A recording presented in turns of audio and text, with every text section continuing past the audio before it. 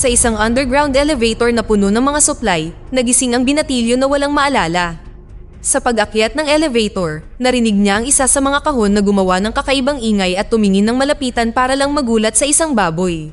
Nang makarating ang elevator sa ibabaw, bumukas ang pinto at lumitaw ang napakaraming lalaki na nakatingin sa kanya. Tumalon si Gali at tinawag ang binatilyo na Greenie bago siya inilabas. Nataranta ang binatilyo at nagsimulang tumakbo upang makatakas, ngunit natuklasan niyang siya ay nasa isang maliit na kakahuyan na napapalibutan ng malalaking pader, kaya walang labasan. Pagkatapos, ang binatilyo ay itinapon sa isang hawla at dumating ang pinuno na si Albie upang magtanong sa kanya ng ilang mga katanungan, kaya ang binatilyo ay kinakabahang ipinaliwanag na wala siyang maalala. Sinabi ni Albie na normal iyon at walang sino man sa mga lalaki dito ang may anumang alaala maliban sa kanilang mga pangalan na kadalasang naaalala pagkatapos ng 1 o 2 araw. Matapos mangako ang baguhan na hindi natatakbo muli, pinalabas siya ni Albie para ilibot siya sa lugar. Ang grupo ay nakatira sa maliit na kakahuyan na ito at ginagawa nila ang lahat ng mga gawaing kailangan upang mabuhay, tulad ng pangangaso at pagtatayo ng mga silungan. Ang iba pang bagay ay dinadala ng elevator na tinatawag nilang box. Minsan sa isang buwan, ang box ay nagpapadala ng mga sariwang supply at isang bagong binatilyong may amnesia na binibigyan ng palayaw na Greenie. Walang nakakaalam kung sino ang nagpapadala sa kanila ng mga bagay o kung bakit sila naruroon.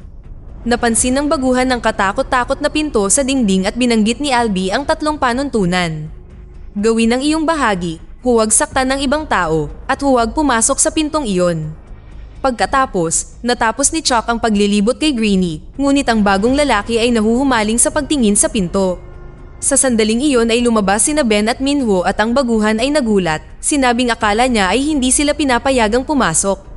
Ipinaliwanag ni Chuck na kakaunti lamang sa mga lalaki ang nakakagawa nito dahil sila ang mga itinalagang runner, binanggit na mayroong maze sa likod ng dingding. Lumapit ang Greenie sa pintuan para tingnang mabuti ngunit itinulak siya ni Gali na nagpapaalala sa kanya ng mga patakaran. Habang naguguluhan ng bagong lalaki at humihingi ng paliwanag, pinalibutan siya ng ibang mga lalaki upang subukang pakalmahin siya. Naputol ang pag-uusap nang magsimulang gumalaw ang maze at biglang nagsara ang pinto. Nang gabing iyon, naghanda ang mga lalaki ng isang salo-salo upang ipagdiwang ang bagong pagdating. Sinabi ni Newt sa Greenie na ang mga runner ay pumupunta sa maze tuwing umaga upang kabisaduhin ang ruta nito. 3 taon na silang naghahanap ng exit ngunit wala pa rin silang mahanap. Sa sandaling iyon ay isang kakaibang ingay ang maririnig mula sa maze at ipinaliwanag ni Newt na nagbabago ito tuwing gabi. Kapag hindi nakalabas ang mga runner bago magsara ang mga pinto, kailangan nilang magpalipas ng gabi sa maze at walang nakaligtas sa ganoong bagay dahil pinapatay sila ng mga halimaw na kilala bilang Grievers. Nais ng Greenie na maging isang runner, ngunit sinabi ni Newt na ang mga runner ay pinipili. Pagkatapos, ang baguhan ay aksidenteng naitulak ni Gali at ng isa pang bata na kasalukuyang nagre-wrestling. Tinanong siya ni Gali kung gusto rin niyang makipag-wrestling at lahat ng mga lalaki ay bumuo ng bilog sa kanilang paligid. Simple lang ang panuntunan, kung sino ang unang magtulak sa kanyang kalaban palabas ng bilog ang siyang mananalo. Nagsimula ang laban at agad na ipinakita ni Gali ang kanyang mga kakayahan, madaling itinapon ng baguhan habang kinukutsa siya ng mga palayaw. Pagkatapos ng ilang pagpupumiglas, nagawa ng baguhan na mahawakan si Gali at itinapon siya sa lupa na nagpahanga sa lahat. Agad namang gumanti si Gali sa pamamagitan ng pagsipa sa kanya para madapa siya at nauntog ng medyo malakas ang ulo ng baguhan, dahilan para maalala niya na ang pangalan niya ay Thomas. Nang gabing iyon ay nanaginip si Thomas tungkol sa pagtakbo, isang kakaibang lab, at boses ng isang babae na nagsasabing ang wicked ay mabuti. Kinaumagahan, dinala ni Albie si Thomas sa isang lugar sa pader kung saan inukit ng lahat ng lalaki ang kanilang mga pangalan. Habang idinadagdag ni Thomas ang kanyang pangalan, napansin niyang may X ang ilang pangalan dahil namatay sila. Nang pumunta si Thomas sa kakahuyan upang manguha ng pataba, nakakita siya ng libingan at isang bungkos ng mga buto sa lupa. Nagulat siya kay Ben na mukhang malala ang sakit at patuloy na umuungol. Biglang sinalakay ni Ben si Thomas, sinasabi ang mga bagay tulad ng nakita kita at ginawa mo ito, kasalanan mo ito. Sinubukan niyang sakalin si Thomas, ngunit kinuha niya ang bungo at hinampas siya nito para makatakas. Naganap ang habulan at nagawa ni Thomas na sumigaw para humingi ng tulong bago siya pinagulong ni Ben sa burol. Hindi nagtagal ay nakabalik na sila sa tirahan at nang papatayin na ni Ben si Thomas, hinampas siya ni Newt para itumba siya. Nagtulungan ng mga lalaki para hawakan si Ben at suriin ang kanyang tiyan na nagpapakita ng nakakagambalang peklat. Nagmamakaawa si Ben, ngunit inilagay pa rin siya ng mga lalaki sa hukay. Pagkatapos ay ipinaliwanag ni Albie kay Thomas na may pinagdadaanan si Ben na tinatawag na The Changing na nangyayari kapag ang isang lalaki ay natusok sa maze. Ito ang unang pagkakataon na nangyari ito sa tanghaling tapat. Dahil kumakalat ang impeksyon at alam nilang lalalalang ito, itinulak ng mga lalaki ang umiiyak na Ben sa maze bago nagsara ang pinto. Nang gabing iyon ay ginuhitan nila ang pangalan ni Ben sa dingding. Nagkaroon si Thomas ng isa pang panaginip tungkol sa kakaibang babae, ang Lab, isang babae na tumutulong sa kanya sa eksperimento. Sa umaga, napansin ni Thomas na pumasok si Albie sa maze bagaman hindi siya isang runner, kaya ipinaliwanag ni Nut na nagpunta siya upang sundan ang mga dinaanan ni Ben upang malaman kung paano siya natusok. Inihayag din niya na si Albie ang unang batang lalaki na dumating sa kakahuyan at kinailangang gumugol ng isang buwan ng mag-isa bago magdala ng mas maraming tao ang box. Nang maglaon sa araw na iyon, nag-aalala ang mga lalaki dahil hindi pa nakakabalik si Albie at ang mga runner at nauubos na ang oras. Nang malapit nang magsara ang pinto, napansin nilang bitbit ni Minho ang sugatan na si Albie na nagpapabagal sa kanya. Ang pagpapadala ng mga rescuer ay labag sa mga patakaran, ngunit nagpa siya si Thomas na tumakbo pa rin sa maze na pumasok sa loob bago matapos ang pagsara ng pinto. Pagkatapos ay sinuri ni Thomas si Albie at nadiskubre na siya ay natusok, kaya kinailangan siyang patulugin ni Minho. Ang mga griever ay maririnig na sumisigaw at gusto ni Thomas na protektahan si Albie, ngunit iginiit ni Minho na walang mapagtataguan. Nang mapansin ang halaman sa dingding, nakakuha ng ideya si Thomas. Sa tulong ni Minho, itinali nila si Albie at sinimulang itaas ang kanyang katawan upang isabit siya sa mga halaman. Gayunpaman, habang nagtatrabaho pa rin sila, lumitaw ang isang griever at tumakas si Minho. Sinigurado ni Thomas na kumapit sa lubid upang mapanatiling nakataas si Albie bago nagtago sa likod ng mga halaman. Nang dumaan ang griever ay hindi nito napansin si Thomas at natuklasan niya na ang nilalang na ito ay gawa sa mga mekanikal na bahagi.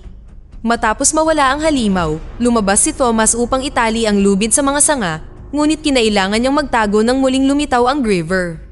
Hinintay niyang umalis muli ang nilalang upang magsimulang tumingin sa paligid.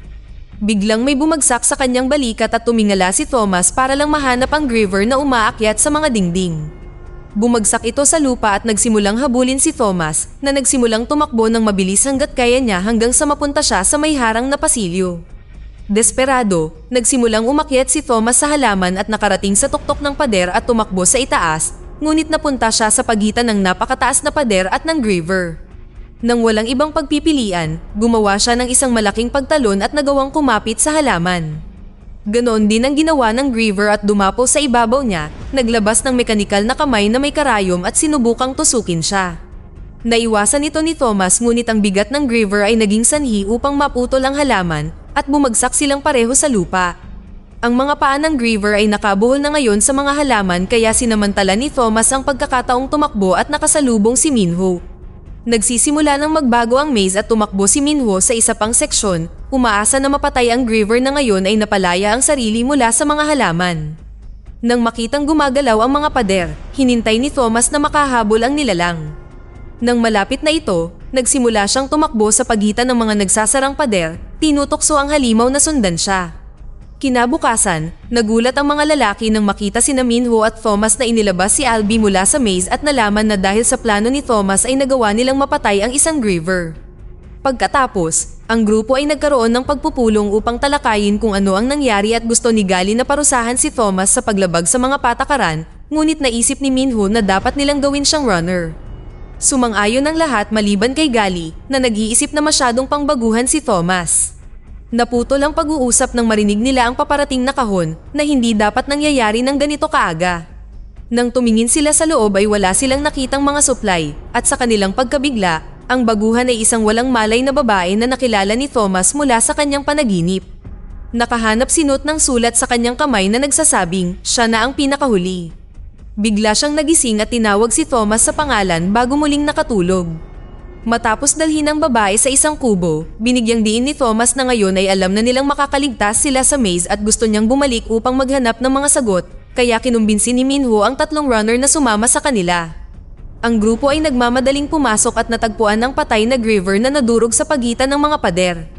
Nang hawakan nito ni Minho, gumalaw ang nilalang saglit, ngunit ito ay isang reflex lamang. Pagkatapos ay nagtulungan ng koponan para putulin ang binti ng Griever at nakahanap ng kakaibang beeping device na dinala nila pabalik sa kakahuyan. Maya-maya sa isang kubo, tiningnan nila ng mabuti ang device at napansin ang mga letrang WCKD na nasa mga supply din nila. Napagpasyahan nila na ang sino mang nagpadala ng mga batang lalaki dito ay siya ring gumawa sa mga Griever. Gusto ni Thomas na patuloy na maghanap sa maze para sa higit pang mga pahiwatig at iniisip ni Gali na dapat siyang parusahan dahil sa paglabag sa napakaraming panuntunan. Nagpasya si Nut na maaaring magpalipas si Thomas ng isang gabi sa hukay at maging opisyal na runner kinabukasan. Pagkatapos, dinala ni Minho si Thomas sa kubo kung saan itinatago niya ang lahat ng kanyang mga mapa at isang replika ng maze. Ipinaliwanag niya na namapa na niya ang bawat pagkakaiba-iba ng maze at lahat ay natingnan na, ngunit hindi pa siya nakahanap ng labasan. Ngayong mayroon na silang device, sa palagay niya ay maaaring magkaroon sila ng mas magandang pagkakataon. Sa mga panlabas na seksyon ng maze, nakita nila ang mga numero 1 hanggang 8. Tuwing gabi kapag nagbabago ang maze, nagbubukas ito ng bagong seksyon at palagi nilang sinusundan ang parehong pagkakasunod-sunod. Ang aparato mula sa Griever ay may 7 kaya napagpasyahan nila na ang halimaw ay nagmula sa seksyong iyon. Sa sandaling iyon ay nagising ang babae at nagtatago sa tuktok ng watchtower. Patuloy siyang naghahagis ng mga bagay upang ilayo ang mga lalaki ngunit napahinto siya nang makita niya si Thomas. Umakyat din siya sa itaas at naabutan niyang may hawak na kutsilyo ang dalaga. Wala siyang maalala pero alam niyang Teresa ang pangalan niya. Sinabi ng iba sa kanya na patuloy niyang ibinubulong ang pangalan ni Thomas sa kanyang pagtulog, ngunit hindi rin niya alam kung sino siya. Ipinaliwanag ni Thomas ang sitwasyon at bilang kapalit, sinabi sa kanya ni Teresa ang tungkol sa tanging alaala na mayroon siya na tumutugma sa kanyang mga panaginip. Inihayag din ni Teresa na nakakita siya ng 2 vial sa kanyang bulsa. Mayroon silang asol na likido at pareho ang 4 na titik, kaya napagtanto ni Thomas na ito ay pinaikling salita para sa wicked. Dahil sinasabi ng kanyang mga panaginip na mabuti ang wicked, naisip ni Thomas na dapat nilang turukan si Albie ng asol na likidong ito. Nang subukan niyang gawin ito, nabigla si Albie at inulit ang hindi ka dapat naririto. Hinawakan siya ng mga lalaki at binigyan siya ni Teresa ng injection na agad na nagpatulog sa kanya. Pagkatapos, ikinulong ni Gali si Thomas sa hukay para sa gabi. Ilang sandali pa ay lihim siyang dinalhan ni Chuck ng pagkain at ipinakita sa kanya ang isang maliit na manika na kanyang inukit. Hindi maalala ni Chuck ang kanyang mga magulang, ngunit nais pa rin niyang makasama sila at ibigay sa kanila ang manika. Nangako si Thomas na ilalabas niya ang lahat sa kakahuyan para matupad ni Chuck ang kanyang hiling. Sa umaga, pumasok sa maze sina Minho at Thomas sa sandaling bumukas ang pinto. Sa pagsunod sa mga patnubay ni Minho, tumakbo sila sa iba't ibang pasilyo at tinawid ang ilang seksyon hanggang sa makarating sila sa ika-7 na hindi dapat nakabukas para sa isa pang linggo. Natagpuan nila ang mga damit ni Ben sa lupa, ibig sabihin ay kinaladkad siya ng Griever dito. Sa sandaling iyon, ang device ay nagsimulang gumawa ng kakaibang ingay at naisip ni Thomas na ipinapakita nito sa kanila ang daan. Lalong lumakas ang ingay nang lumiko sila sa tamang direksyon at pagkaraan ng ilang sandali ay nakahanap sila ng lugar na hindi pa nakikita ni Minho. May mahabang tulay sa itaas ng bangin at pader sa dulo, ngunit nang marating nila ang pader na iyon ay nag-activate ang device ng nakatagong pinto. May lagusan sa kabilang panig na natatakpan ng malagkit na substance mula sa Griever. Biglang may ilaw na nag-scan sa mga lalaki at umalingaw-ngaw ang alarma bago nagsimulang magsara ang lagusan. Agad na nagsimulang tumakbo sina Minho at Thomas na kinailangang umiwas sa mga gumagalaw na pader sa ika-7 seksyon. Sa isang sandali ay tumakbo sila sa magkabilang panig, kaya't kinailangang gumawa si Thomas ng mabilis na hakbang upang muling makasama ang kanyang kaibigan. Nang aalis na sila sa ika-7 seksyon, biglang bumukas ang lupa at bumagsak ang bahagi ng pader. Ang mga lalaki ay patuloy na tumatakbo ng mas mabilis hanggat maaari habang ang maze ay patuloy na nagbabago sa kanilang paligid na kinakailangang umiwas sa lahat ng uri ng gumagalaw na bahagi. Sa bandang huli, wala na silang magawa kundi gumapang sa pagitan ng 2 nagsasarang pader na nakalabas kaagad bago sila madurog. Ilang sandali pa ay bumalik na ang 2 sa kakahuyan at sinabi sa iba na natagpuan nila ang labasan. Gayunpaman, nag-iingat si Gali dahil maaari itong maging isang bitag at nagkaroon ng pagtatalo na nag-ambala sa pag-anunsyo ni Teresa na gising na si Albie. Nang suriin nila siya, inanunsyo ni Albie na hindi sila maaaring umalis at nakakaalala na siya ngayon. Sinabi niya na si Thomas ay palaging kanilang paborito at nagtanong kung bakit kailangan niyang pumunta dito. Naputol din ang pag-uusap na ito dahil napansin ng mga lalaki na hindi pa nagsasara ang pinto ng maze, nagbukas din ang mga bagong pinto. Gustong gumawa ng plano ni Thomas ngunit walang oras dahil lalabas na ang mga griever sa maze. Ang lahat ay agad na nagsimulang tumakbo upang magtago sa kakahuyan, ngunit naririnig na nila ang mga hiyawan ng ilang mga binatilyo na inaatake ng mga halimaw. Ang ilang binatilyo kasama si Gali ay nagtago sa box at isinara ito. Nang humingi ng tulong ang isang binatilyo sa labas, narinig siya ng isang griever at hinuli rin siya. Si Thomas, Teresa, at ilang iba pa ay nagtago sa taniman ng gulay, para lamang lumitaw ang isang mekanikal na buntot sa mga halaman at kinuha ang isa sa mga batang lalaki. Ang grupo ay kinailangang magpatuloy sa pagtakbo upang muling makasama si Albie at mas maraming mga lalaki habang pinapanood nila kung gaano parami ng parami ang mga nahuhuli at natutusok. Nang subukan ng isang griever na harangan ng kanilang daan, naghagi si Teresa ng lampara para sunugin ito. Pagkatapos ay patuloy silang gumagalaw ng mas mabilis hanggat maaari, nawalan ng ilan pang mga lalaki sa daan. Nang bumagsak si Albie, huminto sila upang tulungan siya at tumayo si Thomas sa harap ng grupo na may dalang patalim upang harapin ang paparating na griever. Sa sandaling iyon, pinalibutan ng mga hunter ang halimaw at pinaulanan ito ng mga sibat na nagbigay ng pagkakataon sa iba pang grupo na sumugod sa pinakamalaking kubo at isara ang pinto. Walang magawa ang griever sa pinto, kaya naglakad ito sa bubong at sinira ito para kunin ang isa pang batang lalaki. Pagkatapos ay nagsimulang umabot ang buntot sa mga dingding upang hulihin si Chuck, kaya agad na kinuha ng iba ang kanilang kaibigan upang subukang iligtas siya.